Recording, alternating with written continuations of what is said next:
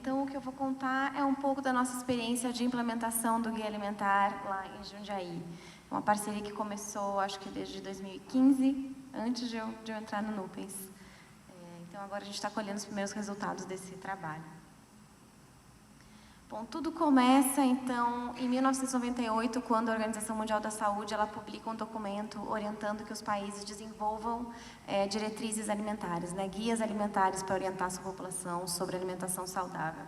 O Brasil, ele publica a versão atualizada do Guia Alimentar em 2014, e a partir daí a gente tem a missão, uma vez um documento publicado, a missão de implementar ele de forma efetiva. E uma maneira de fazer com que essas recomendações cheguem até a população seria através dos profissionais de saúde, que eu acho que, fazendo o link com a palestra do Fernando, são os implementadores, né, das políticas. São eles que estão lá na ponta e lidam direto com a população. Então, como objetivo geral do projeto, a gente tinha desenvolver, executar e avaliar o impacto de uma intervenção educativa que fosse baseada no Guia Alimentar para a população brasileira, direcionada a profissionais de saúde que atuam nos núcleos de apoio à saúde da família, os NASFs. O estudo, como um todo, ele foi composto de algumas etapas. A gente apresenta as principais aqui, que foi o delineamento do protocolo de intervenção educativa, o desenvolvimento e validação de instrumentos para mensurar os desfechos desse impacto, o que a gente queria medir, e, por fim, a experimentação e avaliação do impacto da intervenção educativa.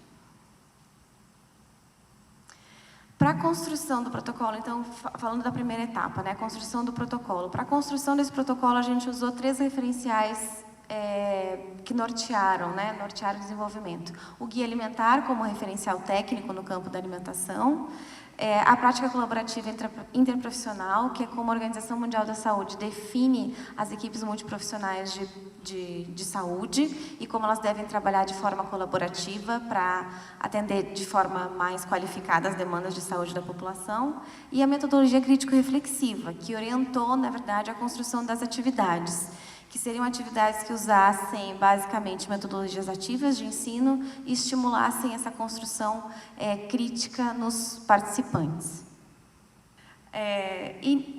Antes de partir para a construção escrita mesmo do protocolo, a gente precisou se orientar por alguns eixos de construção. O que a gente queria que esse protocolo tratasse? O que essa intervenção tratasse? Então, basicamente, a gente tinha 3 eixos. Os eixos de estratégias organizacionais, que eram aquelas atividades que iam versar sobre acolhimento, recepção dos participantes, avaliação. Um outro eixo que era compreendendo o Guia Alimentar. Então, a gente queria, de fato, que o conhecimento, o conteúdo do Guia Alimentar fosse passado nessa intervenção.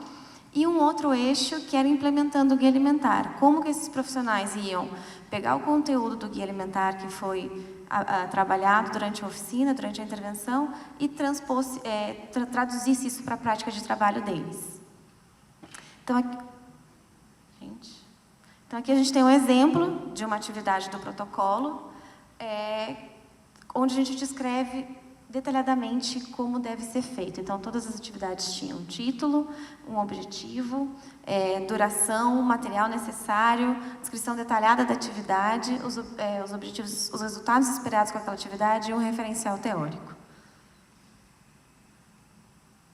Uma vez feito esse protocolo, a descrição de todas as atividades que a gente gostaria de desenvolver, a gente precisava testar esse protocolo. Ele está lá um documento, mas será que ele funciona na prática? Então, essa primeira versão do protocolo tinha 16 atividades para serem realizadas em 16 horas de trabalho. A partir disso, foram feitos testes pilotos em um município próximo, fomos até Mauá, onde fomos muito bem recebidos também. Fizemos o teste piloto com 5 equipes do Núcleo de Apoio à Saúde da Família. E depois disso, a gente conseguiu fazer alguns ajustes. Bom, na prática está funcionando, o que está funcionando, o que a gente pode mudar. Uma vez testado na prática, a gente precisava saber se isso tinha reprodutibilidade, se outra pessoa que fosse ler aquele protocolo de atividades conseguiria reproduzir essas atividades.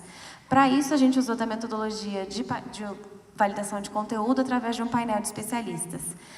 Então, a gente convidou especialistas do assunto do país para avaliar esse nosso protocolo. Então, eles avaliaram de acordo com a pertinência, se as atividades eram pertinentes para aquele objetivo que a gente estava se propondo a fazer, se elas eram claras e se o referencial teórico estava adequado.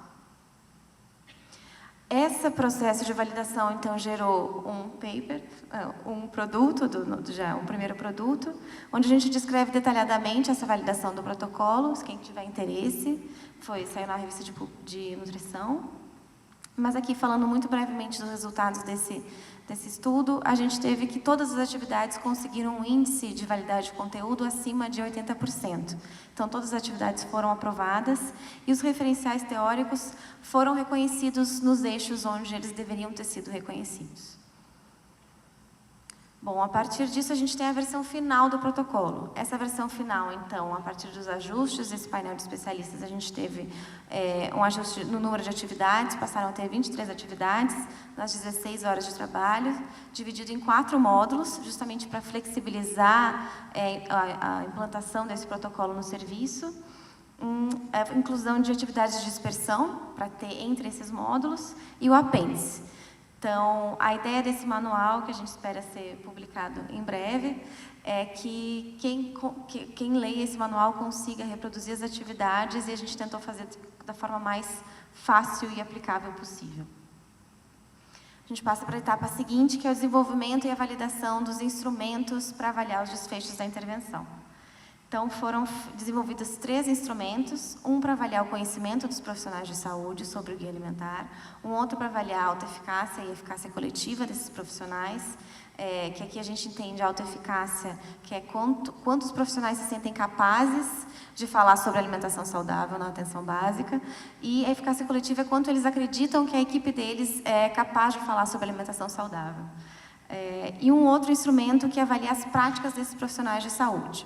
Todos esses instrumentos passaram por várias etapas de validação e esse último instrumento para avaliar as práticas, a gente teve um pequeno problema, que era como avaliar uma mesma situação de saúde no contexto real. É muito difícil reproduzir a mesma situação de forma igual ou muito semelhante e existe até uma questão ética, né, de como reproduzir essa situação com um usuário 2 vezes. Para isso, para solucionar esse problema, foram criados vídeos onde a gente reproduz situações de cuidado da atenção básica. Então, 4 situações, e a partir disso, desses 4 vídeos, foram criadas também notas pedagógicas, e todos estão disponíveis no site da Faculdade de Saúde Pública, da Biblioteca da Saúde Pública, e depois, mais para o final, a gente vai demonstrar um desses vídeos para a gente ilustrar melhor o que foi feito. Bom, então, depois de tudo isso, depois de criado, testado, validado e criados os instrumentos, a gente parte para a intervenção propriamente dita, para o estudo de intervenção, né? Então, o local onde a gente fez o estudo foi em Jundiaí. Jundiaí tinha 4 equipes NASFs, cada equipe NASF tinha em torno de 6 a 7 profissionais de saúde, equipes multiprofissionais, e cada equipe de saúde era responsável por cerca de 8 a 10 unidades básicas de saúde. Com o delineamento do estudo, então, a gente fez um ensaio controlado, ensaio comunitário controlado, onde essas equipes de saúde, essas 4 equipes NASFs foram divididas em 2 grupos, grupo intervenção e grupo controle. Todos os profissionais dos 2 grupos foram acompanhados, tiveram trabalho de campo de observação durante 2 meses antes da intervenção e depois da intervenção, e dados sociodemográficos de conhecimento de autoeficácia e eficácia coletiva foram coletados antes da intervenção e depois da intervenção. A diferença entre esses grupos é que o grupo intervenção ele recebeu essa intervenção educativa, enquanto o grupo controle não recebeu. Isso permite que a gente avalie os resultados sem ter a interferência, saber se, de fato, esse grupo em si, o resultado foi positivo no grupo intervenção devido à intervenção.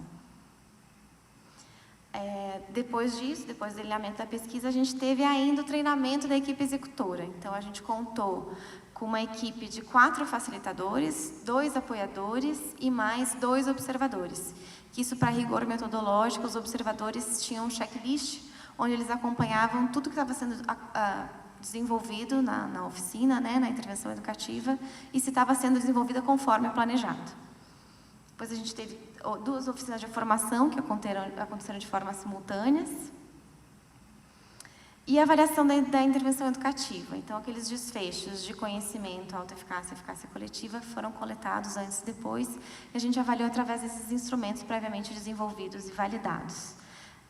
A gente tinha ainda, depois disso, uma abordagem qualitativa, onde todos os profissionais que participaram da intervenção passaram por uma entrevista em profundidade, para a gente tentar entender melhor o que foi participar dessa oficina, qual é a percepção desses profissionais em participar da oficina. E hoje aqui a gente vai focar em dois desfechos principais, né? O de conhecimento e o de autoeficácia e eficácia coletiva. Então aqui a gente tem uma tabela que basicamente descreve essa população de estudo e mostra que os grupos eles eram iguais antes da intervenção. Isso permite a comparação dos resultados também no pós-intervenção, né? Então a gente tinha equipes de saúde compostas majoritariamente por mulheres. Todas as equipes de saúde tinham a mesma composição de categorias profissionais, eram assistentes sociais, educador físico, fisioterapeuta, nutricionista, psicólogo e terapeuta ocupacional, e todos tinham, em testes estatísticos, né, basicamente a mesma média de idade, o mesmo tempo de formação e de atuação nesses NASFs, e todos obtiveram mais ou menos a mesma média de score de conhecimento, autoeficácia e eficácia coletiva antes da intervenção. Como resultado principal, então, a gente tem que a intervenção educativa, ela foi capaz de aumentar o conhecimento e a autoeficácia desses profissionais, do grupo intervenção, ou seja, do grupo que recebeu a intervenção educativa, e a autoeficácia não teve impacto, né? A gente não teve impacto na eficácia coletiva desses profissionais, ou seja, eles aumentaram o conhecimento deles depois da intervenção, eles se sentiam mais confiantes em falar sobre alimentação saudável, mas eles não percebiam essa mesma confiança na equipe deles. Como conclusão, então, a gente tem que a intervenção foi efetiva para aumentar o conhecimento, a autoeficácia e a eficácia coletiva desses profissionais que participaram da intervenção educativa. E no nível macro, a gente consegue um desdobramento que é a importância de se investir em ferramentas e metodologias de educação em saúde para capacitar profissionais de saúde para lidar com questões de alimentação. Como passos seguintes, a gente tem finalizar as análises, né, as análises qualitativas das entrevistas, das observações desses profissionais, se eles mudaram as práticas deles depois de receberem a intervenção educativa, já está quase no final. A publicação do manual instrutivo, que a gente espera mais uma vez que saia em breve, acreditamos que sim. Foram realizadas 10 oficinas de educação permanente em outro município, em Diadema. Então, a gente teve um alcance maior de profissionais de saúde que receberam essa intervenção educativa. Também tivemos um impacto avaliado nessas outras equipes de saúde. E a inserção dessa intervenção, do protocolo, em uma linha de cuidado, de obesidade de Diadema, do ABC Paulista, desculpa, do Grande ABC Paulista. Então, são mais 7 municípios que recebem esse protocolo de intervenção educativa. Tá, acho que todos os vídeos eles estão disponibilizados no site da biblioteca e no YouTube, no canal do YouTube do Nupens, e todos eles têm a versão normal e a versão comentada